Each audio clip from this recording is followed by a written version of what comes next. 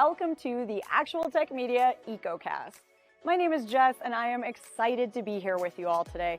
But before we jump into our content, I have some basic information that I want to cover with you. All right, let's kick off our day here today by taking a quick tour of your audience console. And we're going to start with the questions window. So if you haven't already said hi, there is a whole audience of cool humans out there, so reach out and give a wave to the other members of the Actual Tech Media community. Now, keep in mind that if you do have any technical issues today, a browser refresh is going to fix just about anything. But if those tech gremlins are clinging on today, no problem. Just throw a comment in the question section and our crew will be there to help. We also want this to be an informative webinar for you, so throughout today's EcoCast, we hope you'll get engaged and ask all your burning questions. Not only will we have team members responding to you over a live chat, we will also have a dedicated Q&A session at the end of our presentations. Now, if we don't get to your question during the live webinar today, don't worry, because the awesome experts that we have here with us will be following up after we wrap. All right, next up, there's going to be lots of cool aha moments on the EcoCast today. And if you want to share those with your community, we've made it nice and easy for you. You can use the Twitter button right there in your audience console, and the hashtag for today's EcoCast will be automatically added to your post. All right, our last stop on this guided tour, be sure to check out the handouts tab for some awesome resources and takeaways from our speakers here today. We have an info pack collection, solution briefs, white papers, data sheets, free trials, ebooks, upcoming webinars, and more. So many great resources, so be sure to go explore. Now, if that wasn't enough fun, we also have some exciting prizes that we'll be giving away throughout today's EcoCast. I'm going to tell you a bit more about those later on, but a few quick reminders for you all. First, you do need to be here live in attendance at the EcoCast in order to qualify to win a prize, and we will follow up with all of you after we wrap. Now, all winners must submit an IRS Form W-9 to Actual Tech Media, and all winners must meet the Actual Tech Media prize terms and conditions. Now, if you don't know what those full T's and C's are, that's fine. We've got the full thing for you. Just head on over to that handouts tab, click in, scroll down to the bottom, and you'll find them waiting for you there. Now, the absolute most important thing to remember is that we love getting all your insightful questions during these live webinars. In fact, we love it so much that we actually have a special additional prize for all you inquisitive folks out there. So in today's EcoCast, we will be giving away a prize for the best question asked in each of our live sessions. Now, the expert speakers and teams will review all questions asked after we wrap the webinar, which means that even if your question does not get read out in a live session, there is still a chance to win. If you are a lucky winner here today and you would like to donate the value of your prize, we have several wonderful organizations that we partner with. So let us know when we follow up about your big win, and we'll get that rolling for you. Again, we are so happy to have you all here with us live at the EcoCast today, and we want to keep that good feeling going, so let's connect on social media. Reach out and connect with Actual Tech Media on Twitter and on LinkedIn. We have lots of great content, and we always want to hear from you. Now, if you're looking for more awesome content and resources right after we wrap the EcoCast today, be sure to subscribe to the Actual Tech Media channel on YouTube. Another fun way to win a prize and, hey, grow this awesome community is to refer an industry friend or a coworker to the Actual Tech Media webinar series. Now, you'll find a link to do that right in your handouts tab, and you will also be automatically redirected at the end of the webinar. And both you and your coworker or friend could win a prize, and we hold those drawings every month. So be sure to refer a friend because, hey, it could quite literally be a win-win situation. Next, we have a cool opportunity for all the decision makers out there to get connected with new and emerging tech and innovative vendors. Here's how it works. All you need to do is click on the link in your handouts tab, fill out a quick application, and the Actual Tech crew will then match you with some vendors that we think you should probably be chatting with based on your. Hello, and welcome to the Actual Tech Media.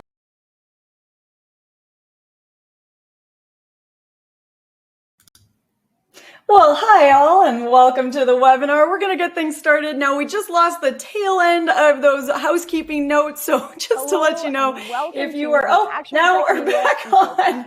My name is Oh, the gremlins have got us today. Always great to start out with a little bit of chaos, right? What's life without a little bit of chaos?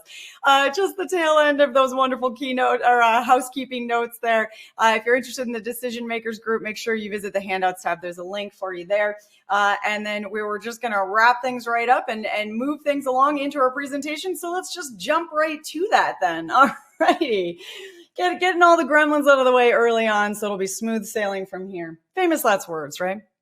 Well, folks, it is time to jump into the good stuff because today we are talking about enabling the intersection of IT security and networked AV. So, I love when we get to have these specific conversations that are digging into both the complexities and, best of all, the opportunities within a specific technology. And today is all about AV, all about networked AV. And this is such an exciting topic to dig into. And believe me, we are not alone in this conversation. We've got some incredible, innovative experts from leading companies like ZV and Netgear who are here with us today at the EcoCast to share not only their solutions, some of their tips, some of what's trending, and of course, those all important best practices. So lots to cover. I'm very excited to jump into all of this with you.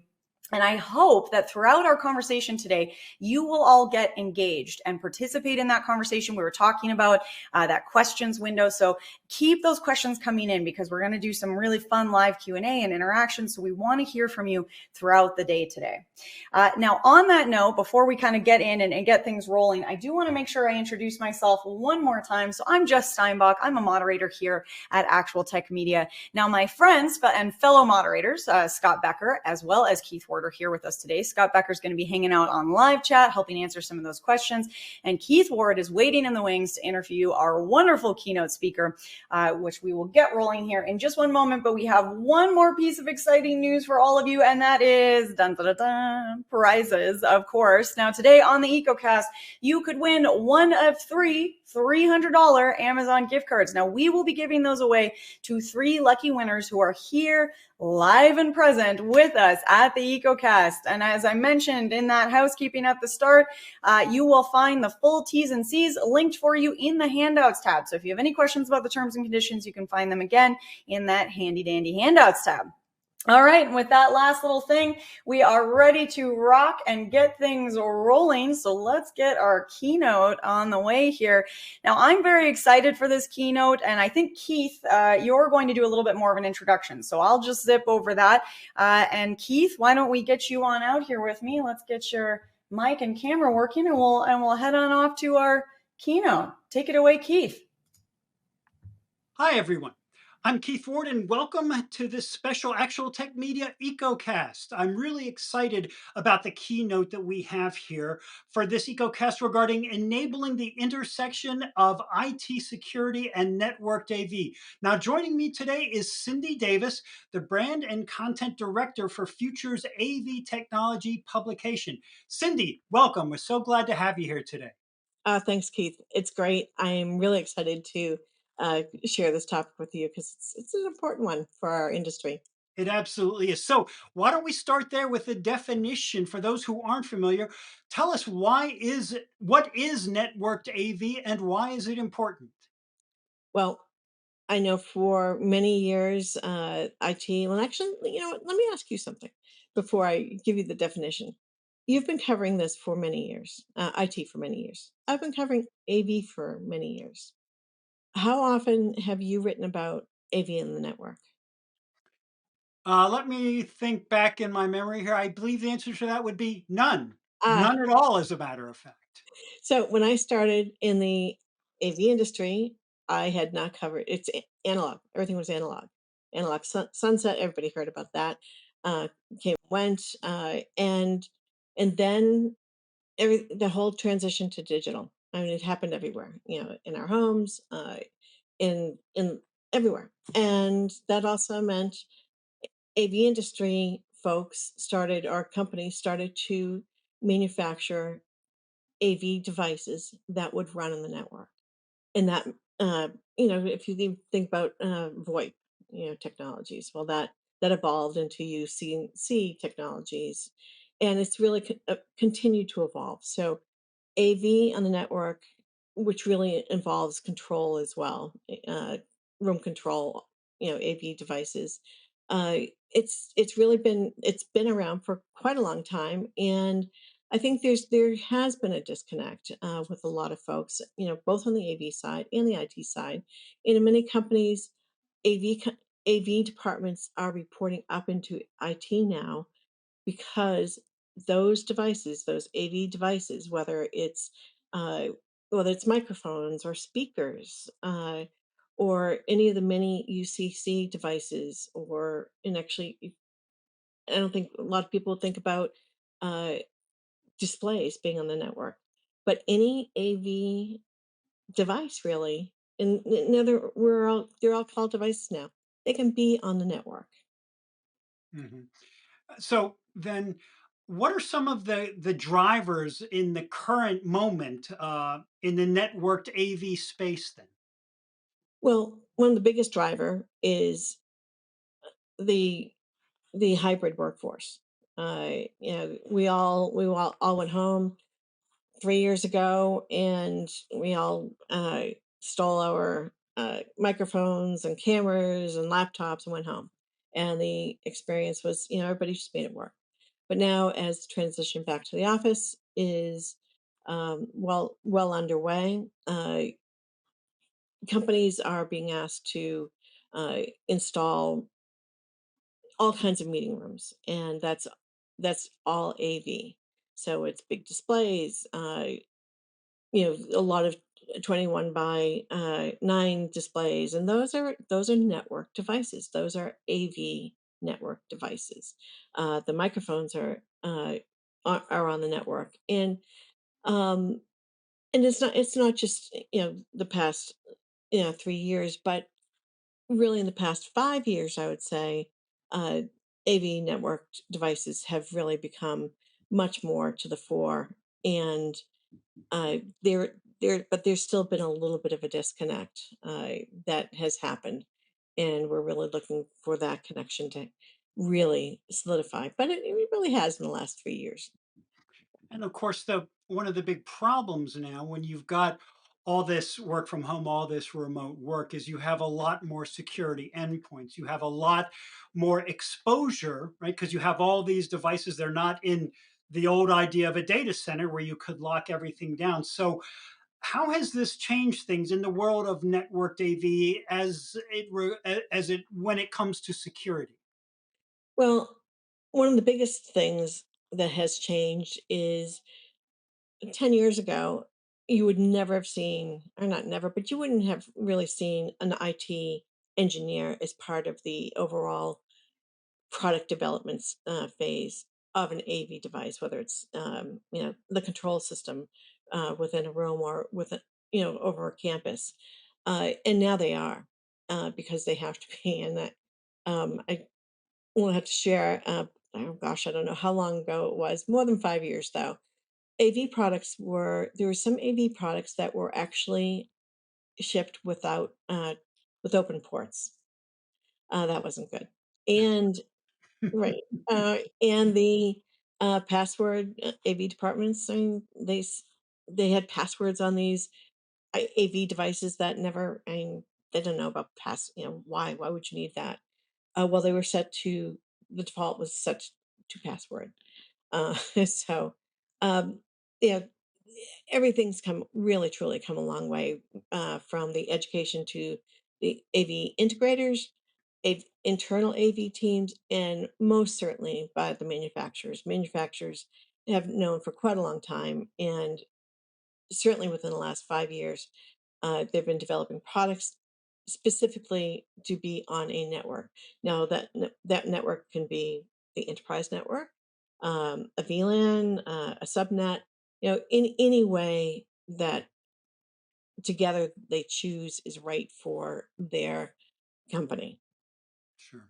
And as we've mentioned before, Cindy, the fact that there's so many more devices that are on the network now opens up just a huge range of threats. We know about ransomware, we know about cyber threats on the cloud. There's so many more ways for the bad guys to get at you. So the title of this particular event is enabling the intersection of IT security and networked AV. So I'd like to get your take finally today on how do we enable that intersection? How would you respond to that? Well, I think it really starts with uh, a discussion, and it has to start with a discussion of IT departments, uh, understanding really what products there are out there, and really talking with some of the AV manufacturers EV manufacturers are really open to talking with the IT folks to say, here's what we have done to ensure security on with our products. And there are many products that have. There's a company recently that just certified 26 of their products were JITC certified. So, and there's been AV devices in command and control centers for a very long time, and that I know that's a whole different level. But certainly on enterprise wide, it these devices really have been there for a very long time, and and now it's really that time to close the back door and open up that discussion.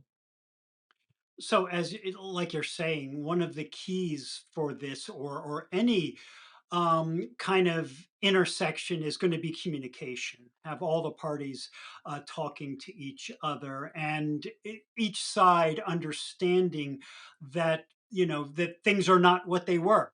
Mhm. That the threats are greater, that the exposure is greater, that the automation is greater. There's far more attacks nowadays, and so many of these attacks are automated, so they happen without any action from the bad guys. Essentially, they're just out there and waiting to find you. So it seems like each side, Cindy, from what I'm hearing from you, needs to understand the needs of the other, and what these devices, what all of this AV technology means in terms of the new holes that it opens up, and what the AV people on their side need to do to make sure these things are locked down as much as possible when they get on the network. Cindy, Davis, has been a fascinating discussion for me. As we said at the outset, I didn't know anything about this, so I'm really looking forward to the rest of the event today and finding out more about how all of this works. I want to thank you so much for your time and for this discussion today. It was absolutely illuminating for me. Well, great. Thanks so much. And I know it's going to be a great discussion. Well, you are both right about that, as with many other things, Cindy. What a great chat and an awesome conversation. Keith, thank you so much for leading us through that and really interesting points to kind of kick off the day today. Now, we've got a lot of content coming your way and lots of stuff to dive into. But before we do, we have a little bit of a question for you. And think of this as like a test run. We're going to ask you a few poll questions throughout the day today. And so this is your practice round, right? So we want to see if you're awake, limber up those fingers, run back to your keyboards if you're moving around the room doing things, and let us know what is your time frame for adding new or updating existing IT solutions at your company. So obviously today we're talking about AV, networked AV. This is all, the main thing we're going to be digging into today. And there's a lot to consider in terms of timelines. Are you thinking short-term urgency, immediate need, or are you thinking that maybe this is a little bit more long-term or potentially even just full research mode? You have no idea what the timeline is. Any of these answers are fine. What we're just checking here is to make sure our speakers have an idea of what you're looking for. Are you needing more of that immediacy or thinking a little bit more longer term? So no wrong answers here. Click on the poll there and let us know where you're at in this whole AV tech journey of yours.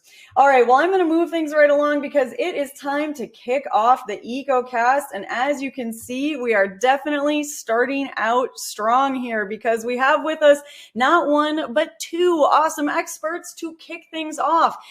Today, we will be chatting with Jeremy Green, Vice President, Software Development and co-founder at ZV, and Tony Torres, Integrations Engineer at ZV. Jeremy and Tony, thank you both so much for being here today to get us started to kick off this EcoCast. Now, I know you have some great things planned for us, so I am going to step back and I'm going to hand things on over to you. Let's see, Tony, Jeremy, here you are. All right. Thank you very much for having us here. Hey, my name is Tony Torres, and Jeremy. Yeah, hi. Welcome. Thank you. Welcome. So today we're going to be talking about enabling the intersection of IT security and networked AV from a ZV perspective. So what that means is, as a manufacturer, we have to understand the risks that are inherent in AV. As Now that AV and IP have converged, the largest attack surface on many networks is the AV side. So as a manufacturer, we have to be aware of that and help mitigate that.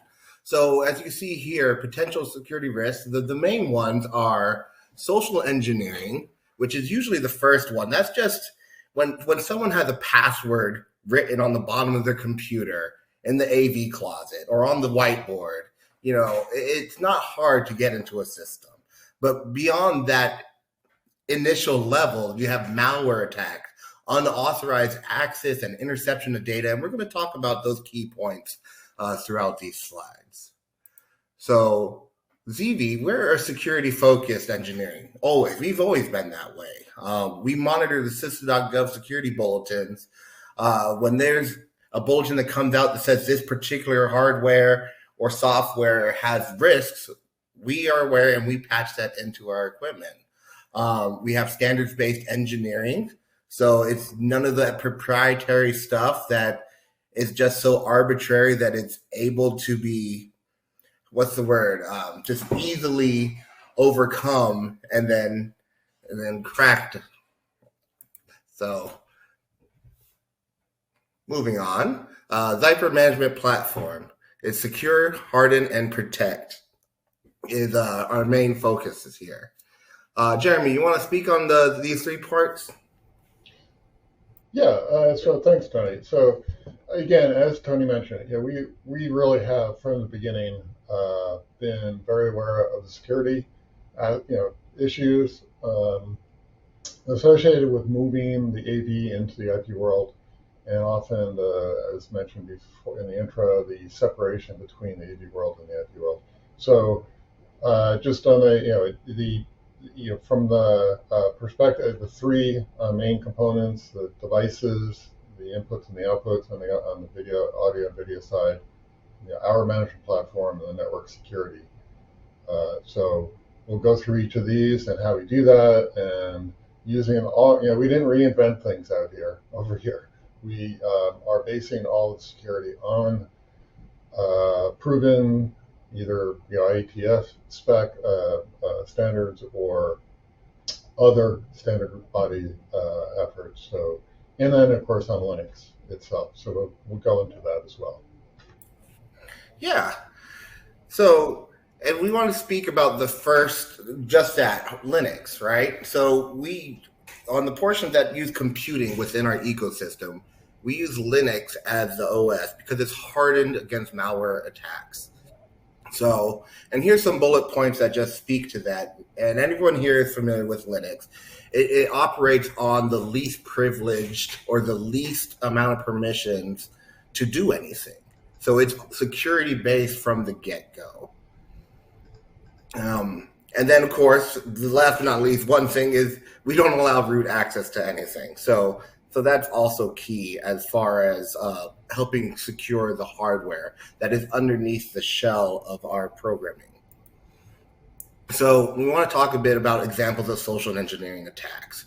These are the ones that everyone has to be cognizant of, such as impersonation, tailgating, and shoulder surfing, quite frankly. So whenever you have your AV staff typing into a system, just having someone looking over your shoulders is enough to capture a password, and they could do malicious things. And speaking of the malicious things, it's IP espionage, for example, is one. I apologize. I'm getting over a cold, so I'm still trying to get back to normal here. So roles-based permission is a way to prevent social espionage or social engineering. And Jeremy, can you take over? Yeah, sure.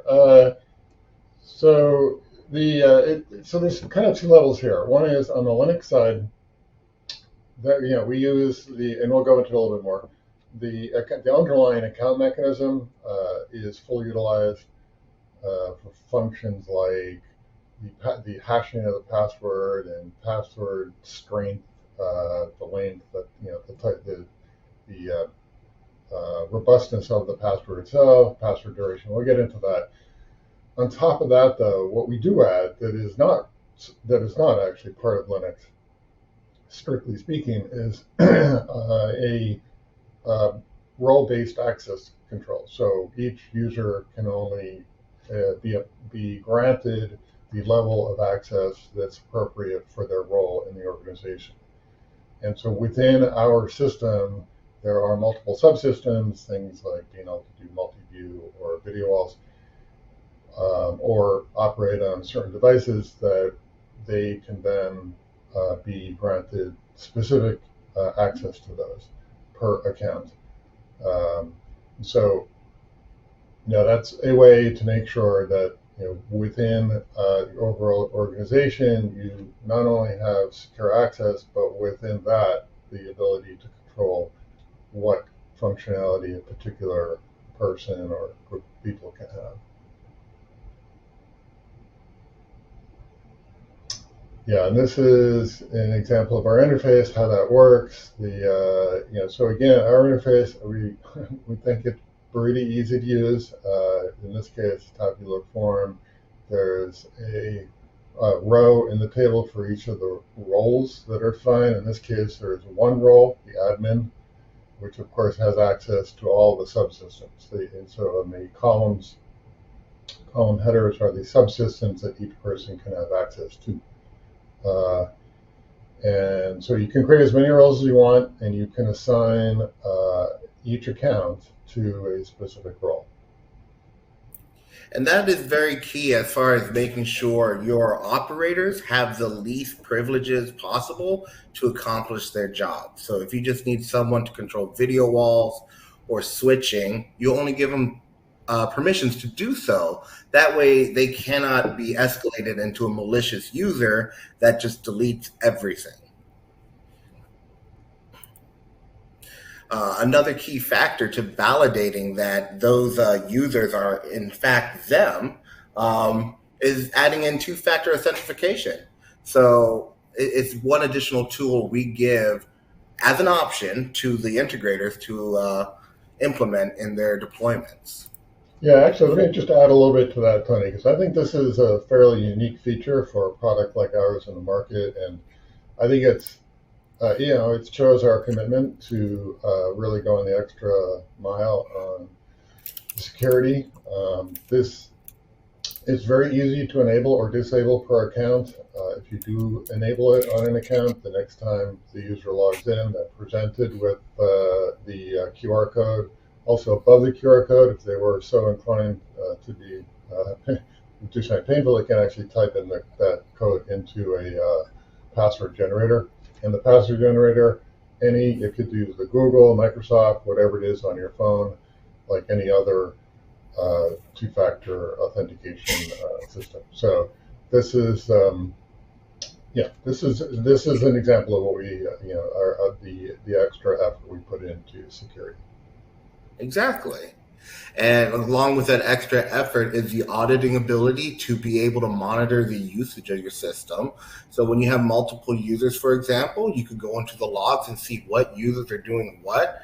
So if you have a disgruntled employee just switching video walls to inappropriate sources, you can see which account's doing it.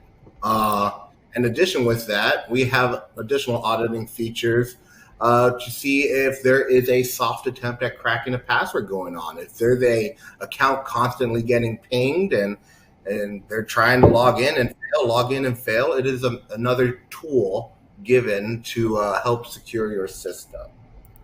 So let's talk a little bit about our access control systems, right? So you can see that's basically what encompasses a ZV deployed AV over IP system. You have your sources, and when it comes to our portion, the encoders and decoders and the Zyper management platform. That goes back to that first slide where we secure and harden our portion of that AV over IP system. So what that means is we have a Linux-based account management system and password system. So all the current standards for password policy could be modified within our system. You could change your idle time to complexity, lockout. You have the ability to lock and unlock accounts on will. For example, if you saw in the log that user Joe Fluffy is getting a password failure attempt every 5 minutes for the past 3 days, lock that account, delete the account, change the password, whatever you have to do to secure your system. So then we have what we call the grid. So if Jeremy, if you could take it away on this. Yeah, so we use the term the grid kind of loosely throughout our product. A lot of the interface is defined, implemented through a grid type of GUI we think is pretty easy to use. And in this particular case, on the TLS side, for being able to set up the browser, well, the backend server, Apache server, running with TLS, requiring a certificate on the client, on the browser, or whatever client is being used to gain access to the backend. We provide here the full ability to generate go through the whole process of certificate management, which I'm sure some people are familiar with, not everybody. This is, on one hand, it is a fairly complicated effort, but it's very standard. And I think we put quite a bit of effort into making it as easy as possible.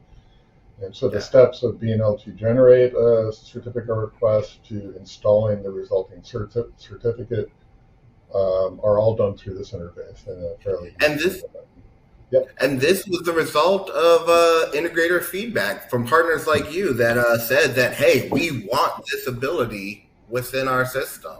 So here it is. We listen to our partners.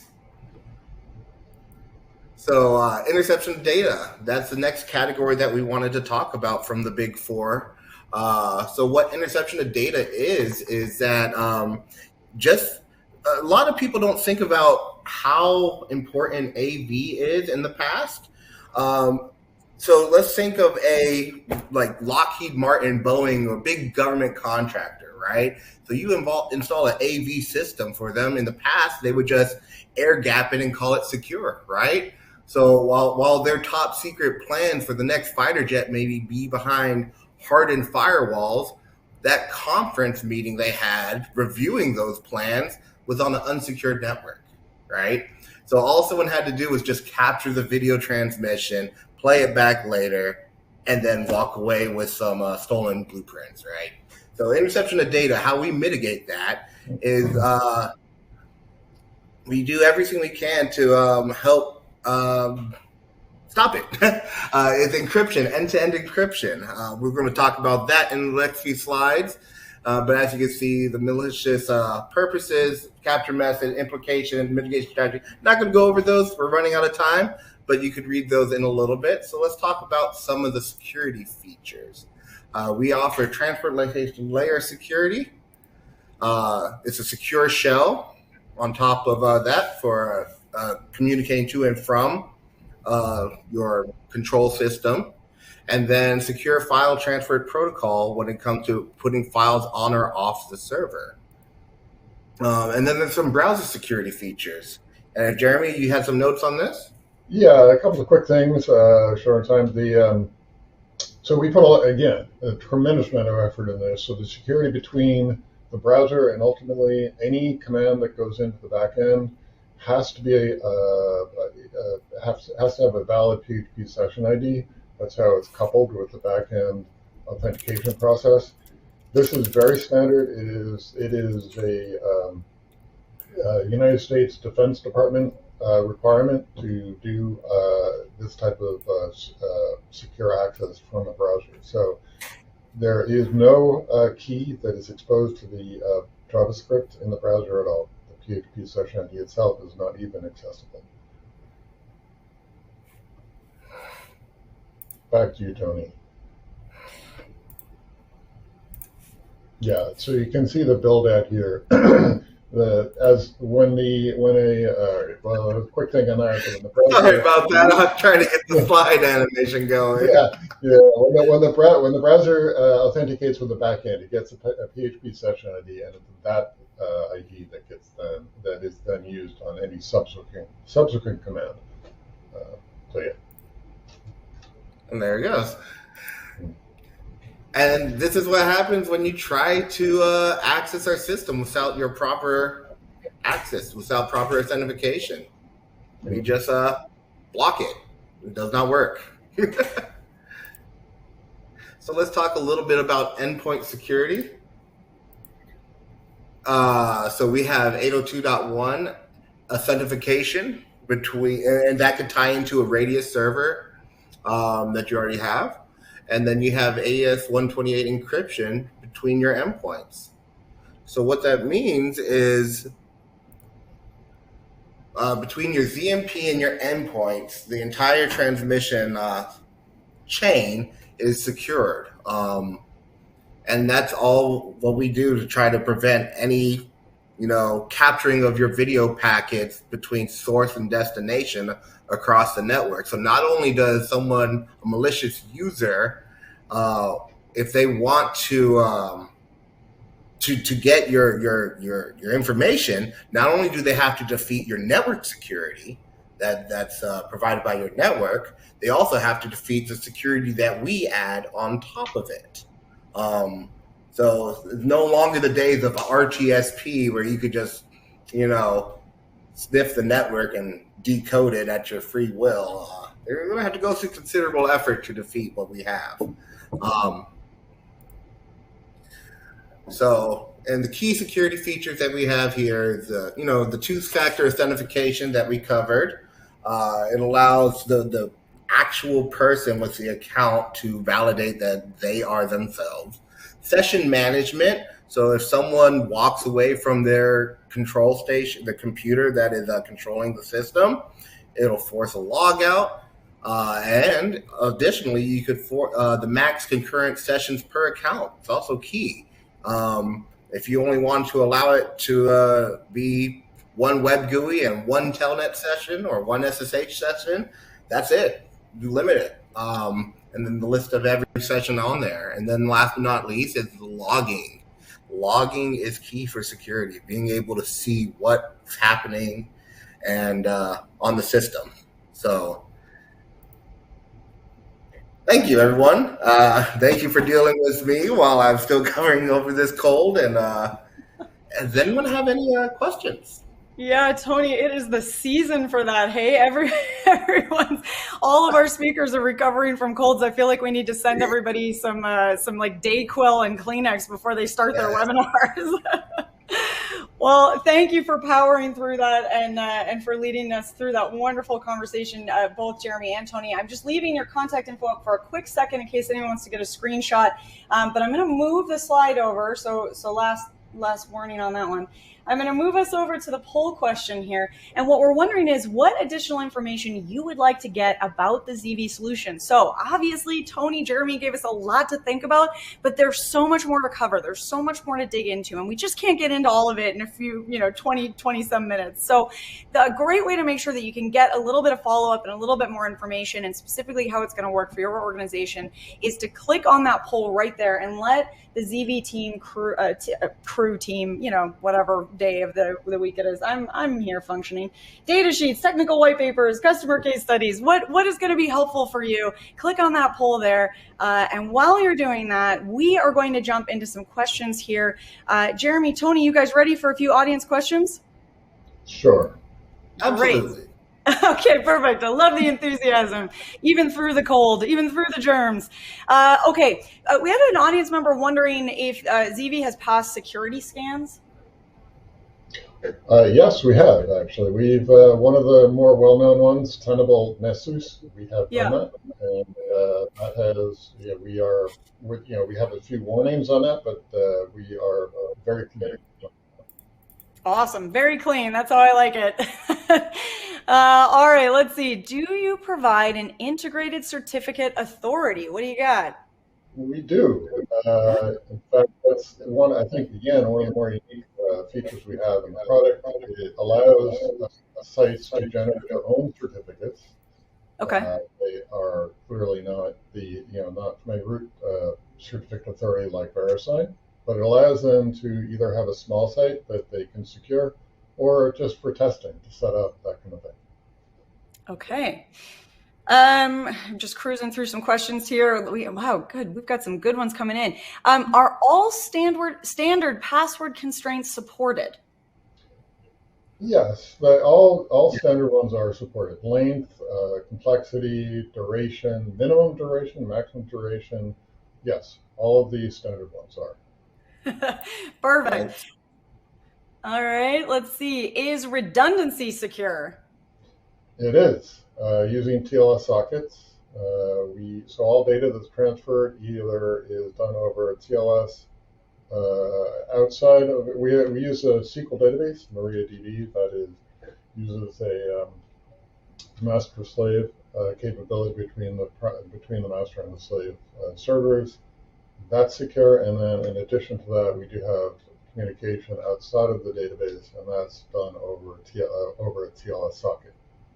Okay, I like this. I was thinking that as you answered there, Jeremy, of the old reply all thing, yes, yes, no, and you're at yes, yes, yes, yes. So far we're, Yes. we're off to a great start. Okay, No. a question here. Do your solutions come with a built-in product life cycle? So for example, at a certain point, is a tech update required from a security standpoint? We don't require it. We do make sure that if there are known issues with any of the packages that we employ, for instance, PHP is a classic one. We keep, I think PHP security updates come out every week. I'm only kidding, but we have put quite a bit of effort into maintaining those type of packages, being up to date with all the security updates. We generally do not push out any updates, but we clearly make customers aware that updates are available and any potential security risks associated with what's been fixed. Perfect. Well, I think. Oh, sorry. Go ahead, Tony. Oh, no, I was just going to add in, and we do that on a lot of our older products too. So like even our older RF streaming or RF products, we still update them. Yep.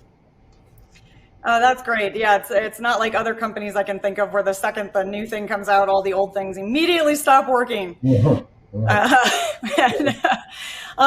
well, I wish we could keep going, guys, because we have a lot of great questions still coming in, but I am going to have to leave it there. But before we wrap up, if somebody out there is really excited, wants to get to know ZV or just jump in, what would you recommend as that first step to getting rolling? Good question. I would say we're all waiting.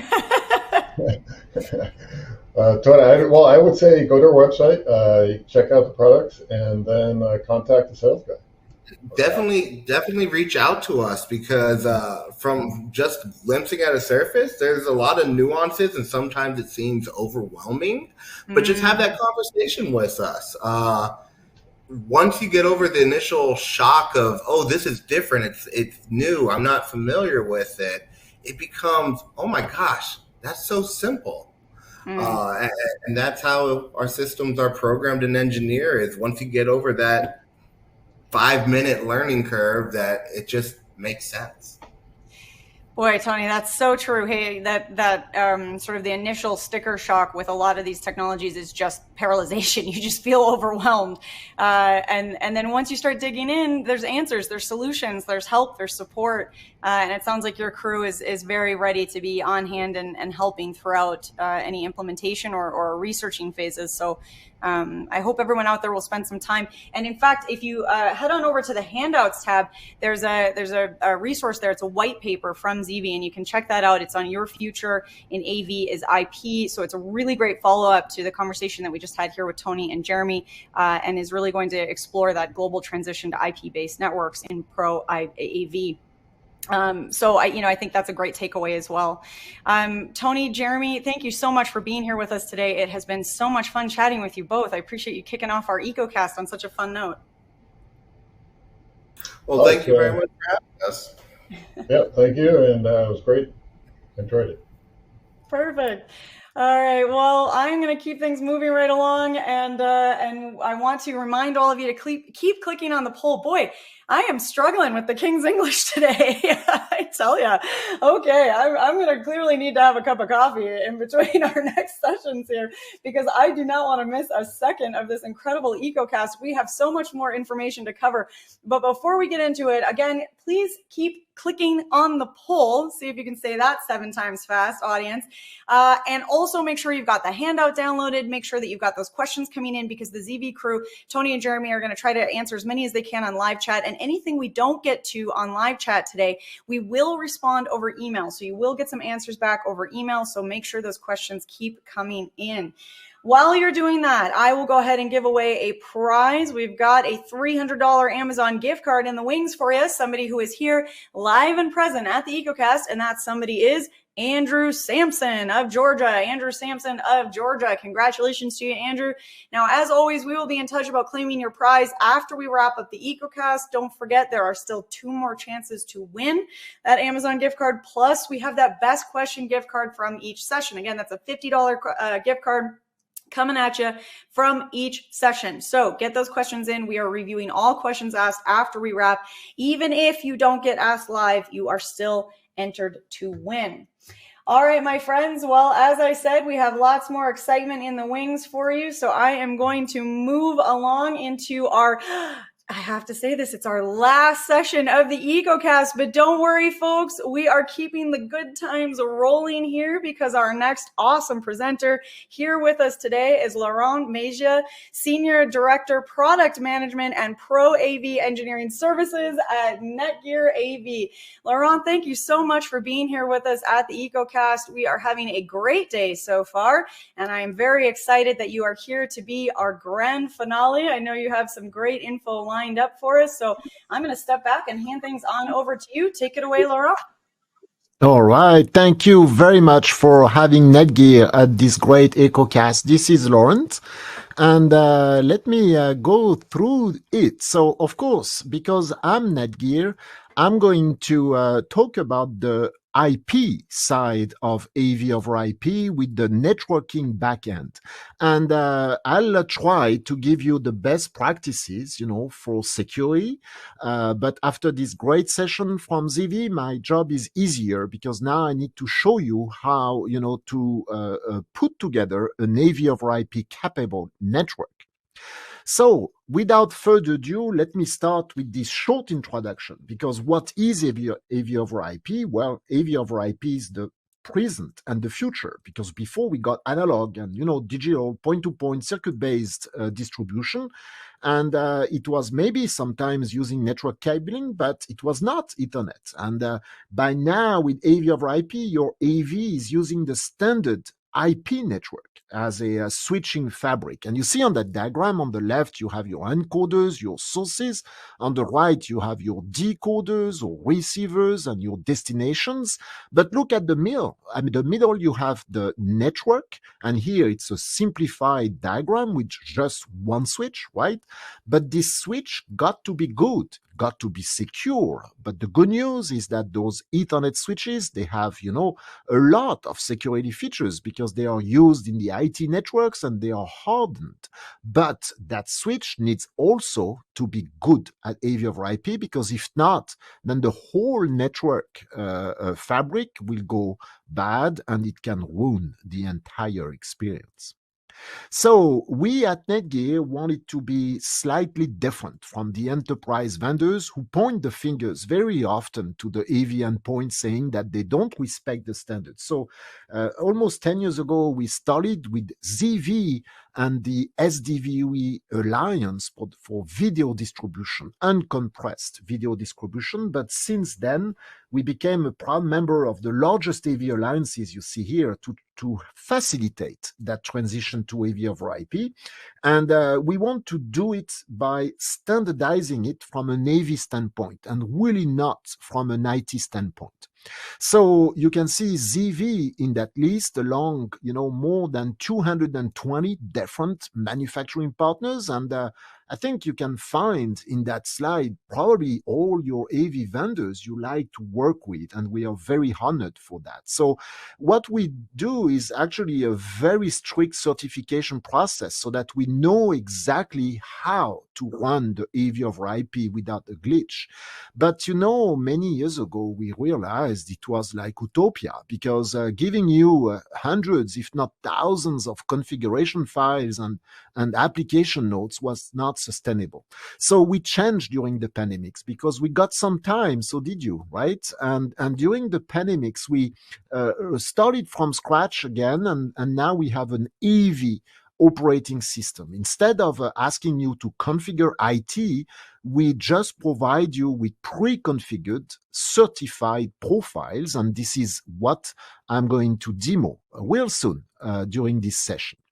So, of course, having good hardware and good software, that's good. Well, but very often for security, but also for the EV experience and how to select a switch or configure a network, we want to just add the professional services to our switchers. So you see that email on the left, proevdesign@netgear.com, proevdesign@netgear.com. That's probably the one key takeaway you would like to write down, because we are here 24 hours because we are all continents across the world. We are more than 20 answering any questions before a project or during a configuration or a staging, and especially after, when maybe you have some problems. If you have two grandmaster PTP clocks on your network, that's not that good.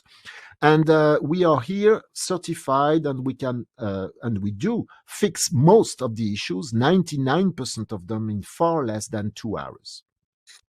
All right, so with that, of course, I'm here to tell you that selecting a network platform for running AV over IP is really important. We at Netgear tried really much to do a better job than most of the other enterprise class switching vendors.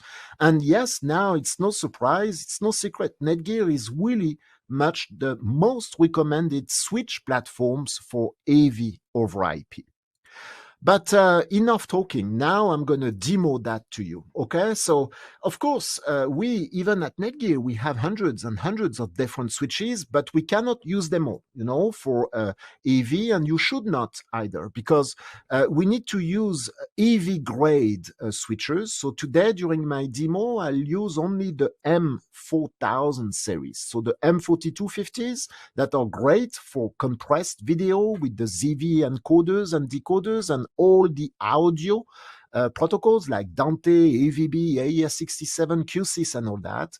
And then we go to the more enterprise class 4300s and the brand new 4350 that this time can do more. They will start where the 4250 stop.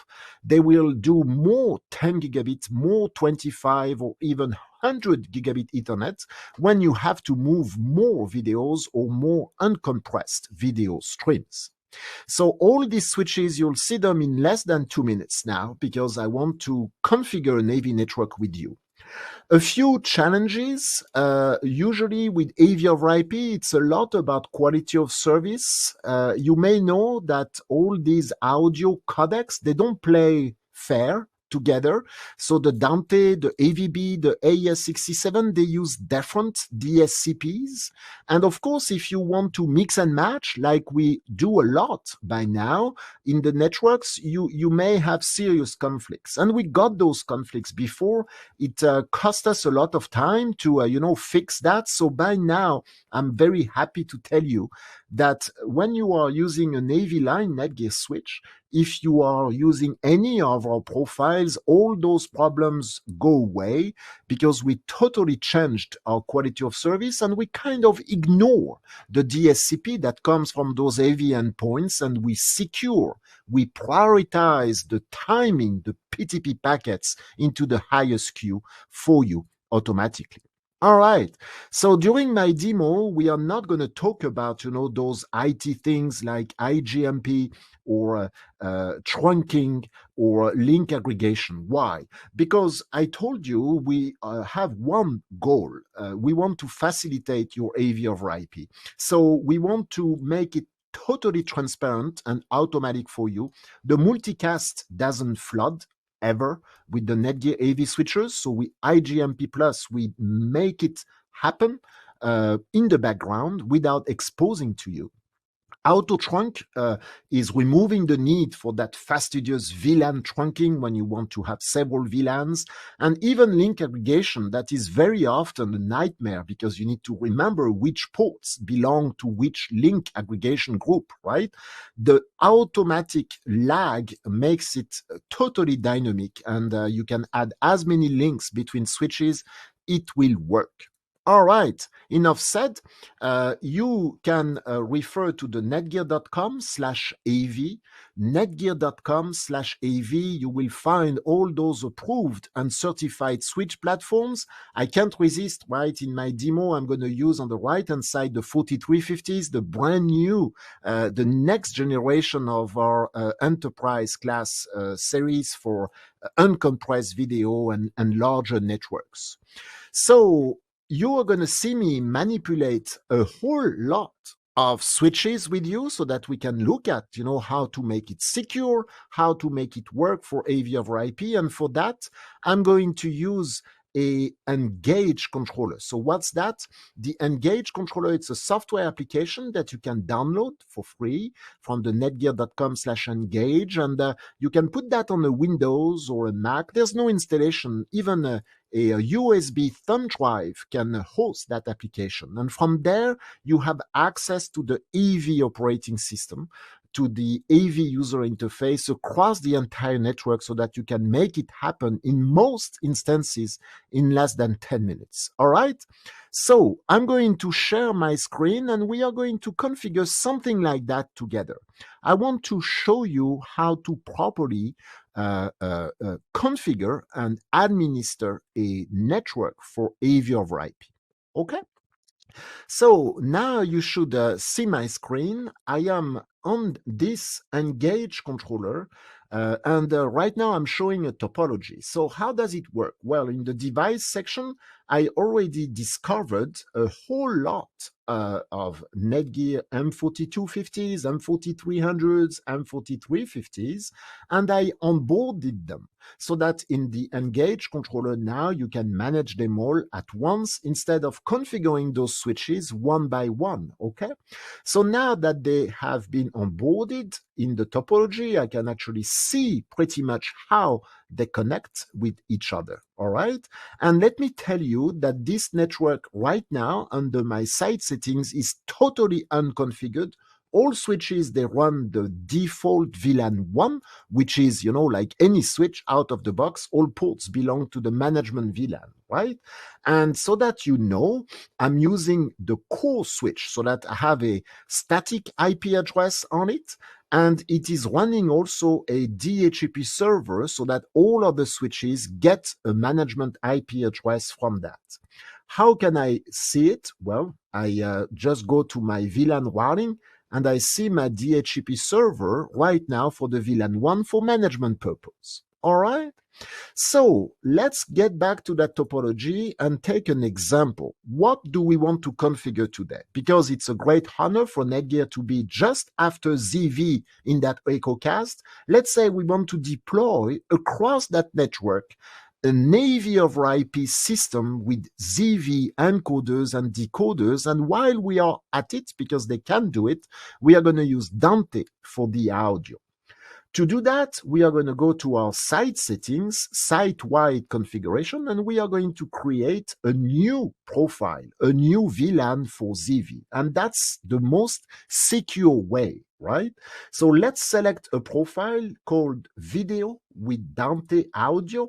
Of course, ZV is a proud certifying member of that profile. Video with Dante Audio. Next, we are going to give it a name. That's my ZV network, AV over IP. My VLAN will be the VLAN 10. We are going to select a color because then it's more convenient to differentiate the ports, okay? And next, we are going to tell where we want to connect all those ZV equipment. So let's start with the first 4250 switch at the top, right there.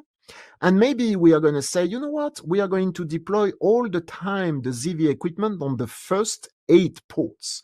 And because I want to do that across the entire network, let's copy paste actually this port count on all the switches I have in that network, all the switches but the core I don't need because I'm not going to connect any endpoint at the core of that network. We apply. Now all switches have turned into that yellowish color, but I can actually control in that table that I have the port 1 to 8 everywhere. So I'm happy. Yes, we confirm. And do we want to go to the VLAN routing? Of course we want that because the network needs to provide some more advanced services to the ZV equipment. One of them, of course, is the IP addressing so that we can maybe have a DHCP server. So what we are going to do, we are going to select the core switch and say that this core switch needs to do the DHCP server, the routing, and the IGMP querier. Okay? I don't want to lose you. We are configuring the ZV over IP with the VLAN ID 10. And on all of the switches, we want to enable the routing so that we have also routing interface for the VLAN 10. So I can see the result here. It goes for me perfect. I have my core switch with all the services and only routing on the other switches. You click apply, and now we go to the VLAN routing. So the table is ready now for the VLAN 10. I'm going to assign a DHCP client address to all those VLAN 10 interfaces everywhere. But see, the core switch is ready. So let's just configure quickly a 192.168.10.1 on that core switch. Oops, pardon me. The mask should be a class C to keep it simple. And now the DHCP server is all ready. Let's start the system for the DHCP pool at 10 so that you have some free IPs for your statics and finish at 100. Okay. So what we have done now is that we actually configured the layer 3 for that VLAN for ZV, for the VLAN 10. No internet, no DNS. Yes, we know we don't plan for internet really on that audio and video distribution with the ZV AV over IP. So all the configuration is pushed to the network. And now time's for me to congratulate you because if I go back to my topology, all these switches are now configured. They are all ready. If I get back to this VLAN routing, this VLAN 10 is there. Going to the advanced, we could do some static MAC address reservation. You could import an Excel file, you know, so that you want to have always the same IP on those devices or manually add. On the DHCP bindings, well, we can see that all of the switches in the network got an IP interface for the VLAN 10. And the inter-VLAN routing will be my conclusion. But getting back here, again now, I know that my switches are configured. If we want to select one of those switches, just checking, right? Just checking, we can see that the first 8 ports on that 4350 switch are yellowish, and we have that video with Dante audio template applied to the VLAN 10. The great news is that now you can confidently run your entire AV over IP across the network. That's all it takes. Now, my conclusion on that, going back to the site settings, let's talk about security now. How do we want to make it more robust or more secure? You may know that as soon as we do layer 3 IP networking, the layer 2 boundaries are gone. So for now, for instance, let's imagine that the VLAN 1, all the black ports, right? They go to your enterprise or IT corporate network. The VLAN 1 has access to the VLAN 10 because of the routing. So what we could do and that's a best practice, we could use this engage controller very easily to say, you know what, in terms of inter-VLAN, maybe I don't want that. So we could add a rule saying that the VLAN 1 should not communicate with the VLAN 10. Okay? And by doing that, you are preventing any communication at the layer 2, but also at the layer 3, so that your VLAN 10 is entirely secure, totally secure, and as it was another totally standalone network across your AV network. So this is what I wanted to explain to you. Thank you for your time. I'm going to stop sharing because I think now it's time to get the questions. You are absolutely right, Laurent. Thank you so much for that presentation and the demo. It's so exciting to get to see something kind of actually functioning and in real time, and not just kind of talking about it in theory. So thank you. I really appreciate you walking us through. I'm going to give everyone a quick second to grab a screenshot of what's on the screen here. Make sure you've got those.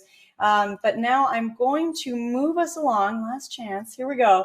All right. So now you recognize this poll. What we're wondering is what additional information you would like to get about the Netgear solution. So we just got some incredible insight from Laurent. And, you know, I always say this, there's so much information in these sessions. And as much as we think we're going to remember everything, we're just not going to retain it all. You know, unless you're one of those wonderful eidetic memory type humans, you're going to lose some of it. So this is a great way to make sure that you can jog your memory later. Oh yeah, that was that cool thing I heard. So click on the poll right now and let the Netgear team know, should they send you a data sheet? Do you want to just get in touch? Do you want to talk to somebody? Do you want some pricing info? Whatever it is, click on that there. And then while you're doing that, Laurent and I are going to get into some questions. Laurent, are you ready? I am. Thank you. Okay. Is it mandatory to create a VLAN when applying an AV profile for audio or video over IP? Can't the network just stay flat? Oh yeah, no, it's not mandatory. Of course, we can stay flat. So remember I showed you, I mean, out of the box, this network, all ports were in the default management VLAN 1. So we could very well edit that VLAN 1 and apply a AV over IP template, such as the video with Dante audio for the ZV AV over IP system, and run all that in the flat VLAN 1.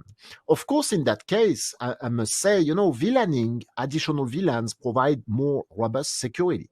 In that case, it might be a good idea, maybe not, to do internet connectivity in that VLAN 1 so that at least you remove that threat.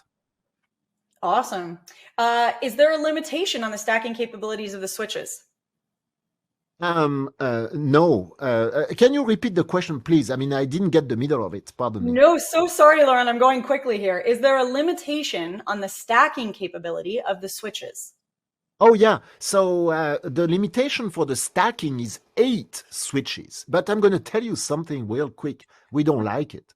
We don't like it because for AV, you don't want to use stacking because remember I said that the multicast was not flooding. Right? Mm-hmm. And in a stack, everything is flooding like crazy because by design, the stack wants to make everything available in case one switch is going away. So for the stacking, we always want to restrict that to 2 switches so that you can have a redundant core so that all the other switches remain standalone. They use distributed link aggregation. Remember, that's fairly automatic. And you need to calibrate. We calibrate the core, the stacking links between the 2 switches in such a way that we know they're going to carry the entire multicast for the network. So maximum number of switches in a stack is 8, but that's no good. Better to restrict that to 2 just for redundancy purpose. I love that. Okay, so yes, but don't do it. All right, let's try this one here. Does Netgear have multi-user capabilities? So some people can adjust certain switch parameters or not? Yeah, so the Netgear switches are for that pretty standard. You have multiple users, so of course out of the box you have one user, that's the admin user, right? But you can create as many users you want, and you have two roles. One role is the admin role, which is read and write, when other users can only read, so that they can only consult but not touch anything in the configuration. Okay. Question here. I didn't know about all of the partners. So there you go, Laurent. You've imparted insights. Do any of them allow for equipment switch management from within their software? Yeah, so all these AV switches at Netgear, they have an API. Okay, so the modern communication from now on, look at this Engage controller, that software application I used. It's actually talking to the switches using the API. So the answer is yes. From the I don't want to quote too many manufacturers. This EcoCast was done in collaboration with ZV, so I know that ZV, for instance, can provide a lot of insight and manage and monitor the Netgear switches really well.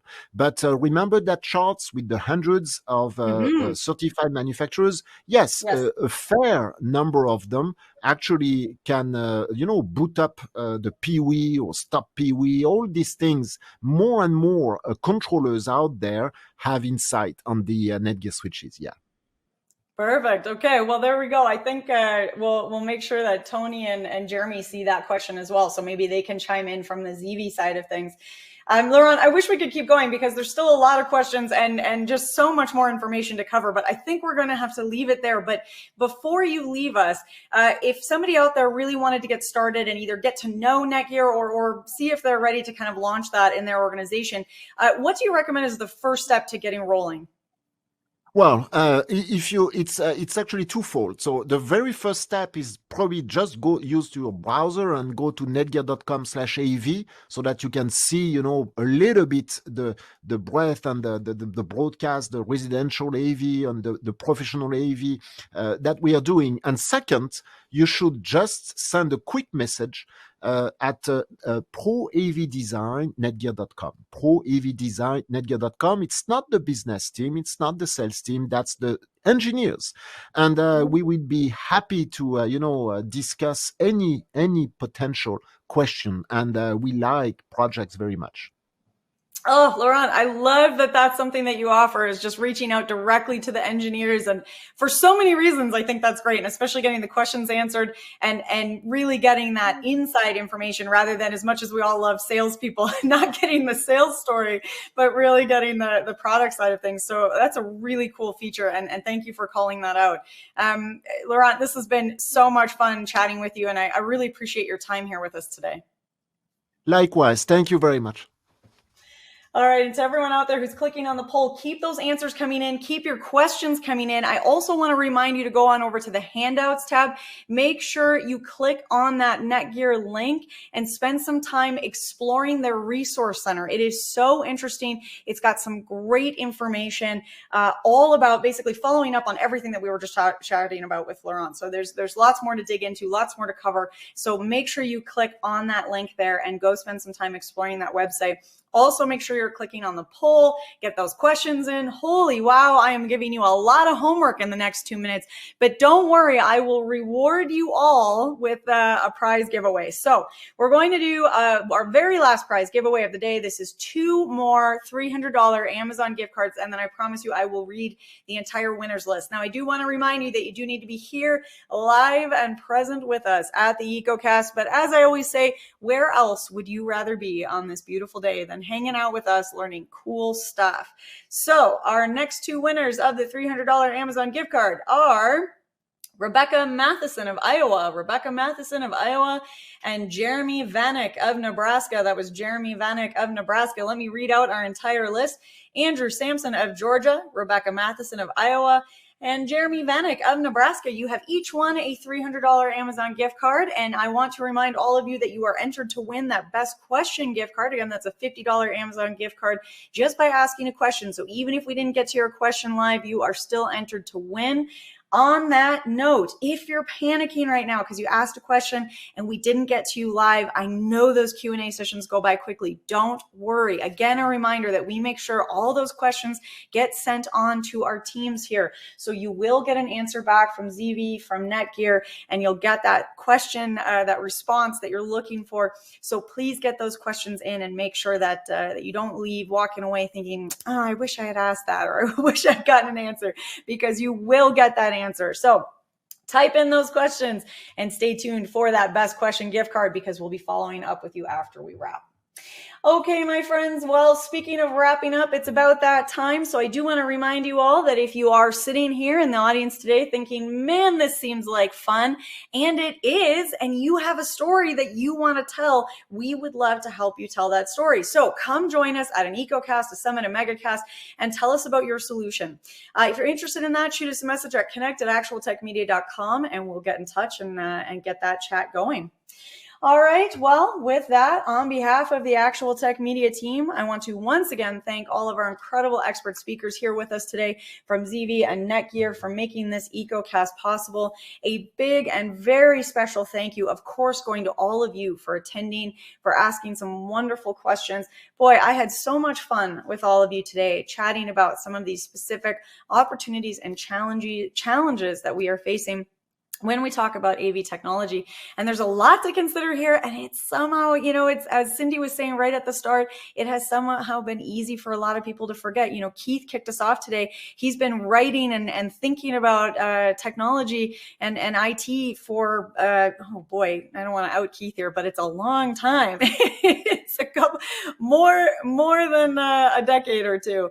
And in that time, this was the first conversation that he's had about AV tech. So it's very easy to forget about how important this is, and it is very important. So I'm glad that we could help maybe bring a little insight, whether this is something you think about all the time or something you've never thought about. Hopefully there was something that you walked away with kind of mulling over and maybe feeling excited to think about how this might apply in your organization. So I really, really want to thank all of you again for taking the time to be here with us today, asking some great questions, participating in those polls. It really does make it a fun experience for all of us.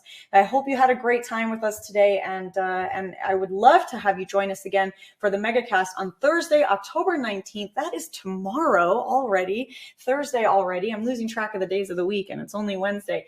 Thursday, October 19th at noon Eastern and 9 a.m. Pacific, we will be chatting about supporting a remote workforce. How cool is that? I love that topic. I think that's going to be such an interesting conversation. Again, that's tomorrow, Thursday, October 19th at noon Eastern, 9 a.m. Pacific, talking about supporting a remote workforce. So come back and join us for that. I hope we will get to see you at the MegaCast tomorrow or a webinar again soon. And until then, I hope you all have an absolutely beautiful end to your day.